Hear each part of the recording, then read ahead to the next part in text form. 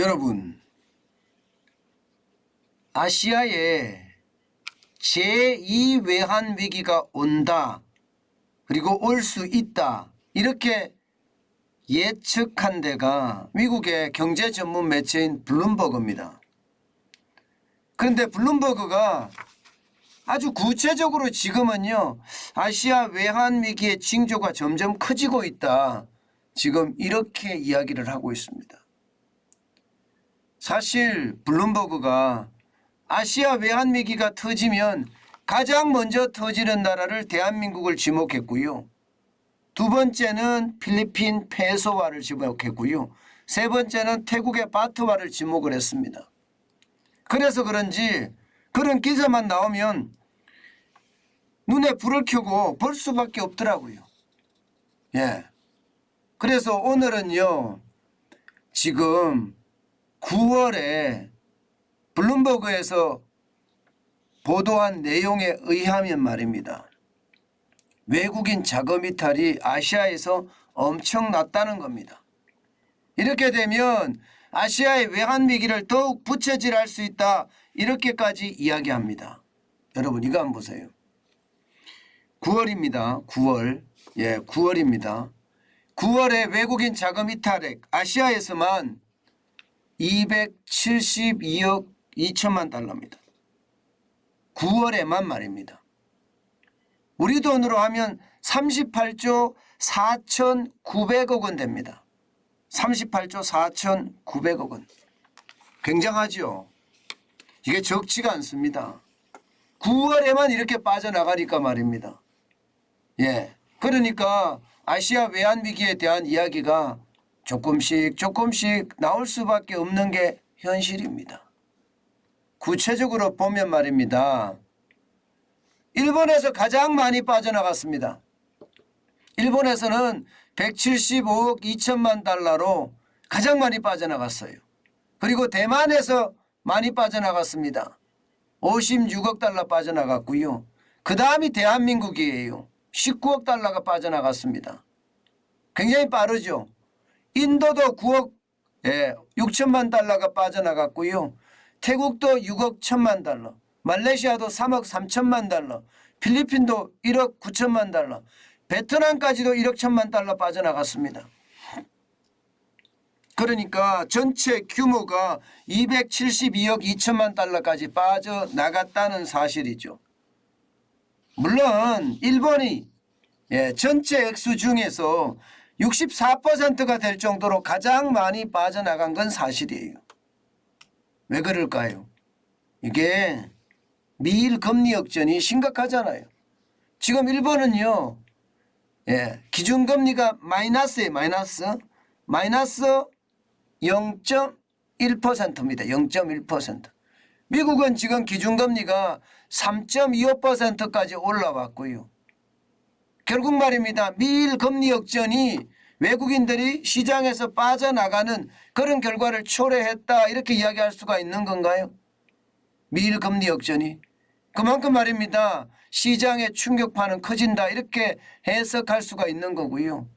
대만에서 56억 달러라 빠져나간 것은 이게 양안 전쟁에 대한 위험성, 이게 굉장히 크다, 이렇게 이야기할 수가 있는 겁니다. 그만큼 말입니다, 중국이 대만을 침공할지도 모른다는 그런 우려가 아무래도 시장을 뒤덮고 있다, 이렇게 이야기할 수가 있겠죠. 여기에 대한민국도 19억 달러가 빠져나갔으니까 이것은 어쩌면 말입니다, 대한민국은 한미 금리 역전의 어떤 위험성에다가 무역 적자에 대한 두려움, 여기에다가 북핵, 북한의 위협, 이것까지도 가미가 된 것은 아닌가, 이렇게까지 예측을 합니다. 그만큼 말입니다, 상황이 좋지 않다는 이야기죠. 문제는 외환위기가 닥쳤을 때 일본은 많이 빠져나갔지만 기축통화이기도 하고요, 외환도 많이 쌓아놨기 때문에 버틸 수 있는 여력이 있다는 거예요. 버틸 수 있는 여력이. 그러나 대만은 과연 그렇게 버틸 수 있는 여력이 있을까? 그래도 국가 부채가 상대적으로 적으니까 여유가 있다. 또 이렇게 이야기합니다. 그렇다면 대한민국에 대해서는요. 지금 19억 달러 정도 빠져나가고 있지만 여기에 대한 두려움은 대한민국이 가장 크다. 이렇게 이야기합니다. 왜냐하면 말입니다. 빠져나가는 속도가 너무 빠르기 때문이에요. 보시는 것처럼 대만은 대한민국은요. 코스피가 25.80%나 떨어졌을 정도예요. 올해 말입니다. 올해. 대만 자치행 지수도 25.48%가 떨어졌지만 니케이 225 지수는 6.25%밖에 안 떨어졌단 말입니다. 그렇게 따지면 아시아 외환위기 이렇게 블룸버그에서 이야기를 하고 있지만 그 아시아의 외환위기의 어떤 주체는요. 점점 대한민국에 초점을 맞추고 있다는 사실이 약간 두렵기까지 합니다. 물론 우리 당국, 금융당국에서도 그렇고요. 또 정부에서도 그렇고요. 대한민국의 위기는 없다. 외환위기는 절대 없다. 이렇게 강조까지 하고 있는 상태이기 때문에 뭐 그 정도까지는 안 간다 이야기를 하고 있지만 사실 외국인들의 한국 탈출 이것은 어쩌면 말입니다. 조금 위험 수준까지 와 있는 것은 아닌가 그렇게 두려워들 합니다. 그 이유가 있잖아요, 여러분. 보시는 것처럼 2020년, 2021년 계속해서 외국인들이 대한민국에서 빠져나간 데 이어서 말입니다. 지금 2022년에도 빠져나가고 있습니다. 1월에서 6월까지 계속 빠지다가 7월에 약간 사고요. 8월에 3조 9,420억 원을 사들였지만 다시 9월에 2조 7천억 원이 빠져나가고 있는 상태입니다. 10월도 지금 이게 빠질 가능성이 더 높다 이렇게 평가합니다.